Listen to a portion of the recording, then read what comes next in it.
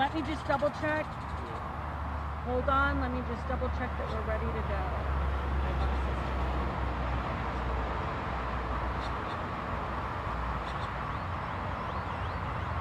No, he just spoke to us. He came from Fox. He's here now. We're ready to go.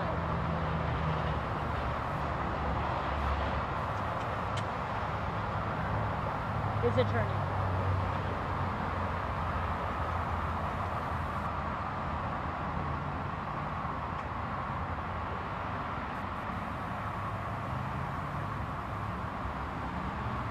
We got it.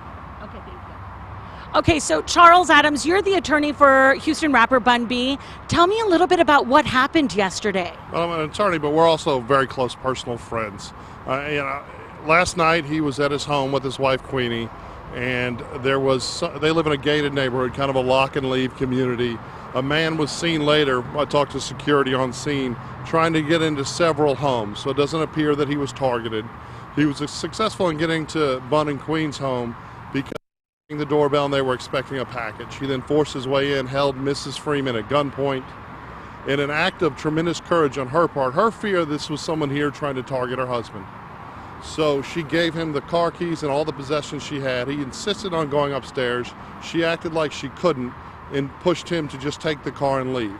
That was her, her thought was her husband was up there unarmed and she was trying to protect him. And really it's a story of courage on both their parts. He heard the commotion, armed himself, came to the stairs. It's kind of a 3-story townhouse. Saw that this man was holding his wife at gunpoint and engaged him. The man fled into the attached garage, and inside the home there was a gun battle between the two men. Both, shot at each other. Fortunately, Bun and Queen are fine. Neither of them suffered any physical injury. Obviously, there's a tremendous amount of emotional trauma, and I hope that both the media and Houston kind of respect their time that they need to heal. But the suspect was later caught when he presented himself at a Pearland area emergency room with a gunshot wound to the shoulder. He has now been charged with aggravated assault, 2 counts, and burglary of a habitation. You mentioned that Bun and his wife were okay, but also at the beginning of all of this, you said, listen, I'm his attorney, but I'm also his friend. You were there with him yesterday. What's it like to see your friend go through something like this? When he called me, I have a radio station here, a radio show here in town in the evenings. I immediately left the radio station. iHeart went directly to his home. It didn't really, because when I talked to him, I knew he was safe, and I knew Queen was safe. And for me, it didn't set in until after I left that I could have lost 2 of my closest friends. I know that for them there was a lot of adrenaline, but it is really a story of 2 people that truly love each other and risk their lives to save each other, and I just thank God both of them are okay. What was the conversation? How did they describe it? Were they? Well, to some degree, I am his friend, but I'm also his attorney. Until I hear unequivocally from Kim Hogg and the Harris County DA's office that there is they take no issue with him defending his home, that conversation is going to stay between us. And let's talk a little bit about that. You mentioned that Bun B pulled out a gun and shots were fired, sort of a shootout between him and this masked intruder. That gun belongs to B. He's got all the paperwork. Those sorts of things are being worked out now? No, there's nothing to work. This is Texas. We believe in the Second Amendment here, and you can defend your home. An armed man broke into their home, held his wife at gunpoint.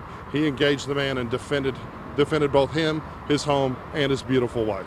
And what has he had to do today? Is he already meeting with prosecutors? We're not doing anything. He did nothing wrong. He has asked me to talk to the media. Obviously, there's an onslaught. I hope the media respects their need for space and their time to heal. Well, I just meant in the case, does anybody have any follow-up questions for him, or at this point are investigators putting it all together? I spoke with HPD obviously last night. I used to be a police officer myself.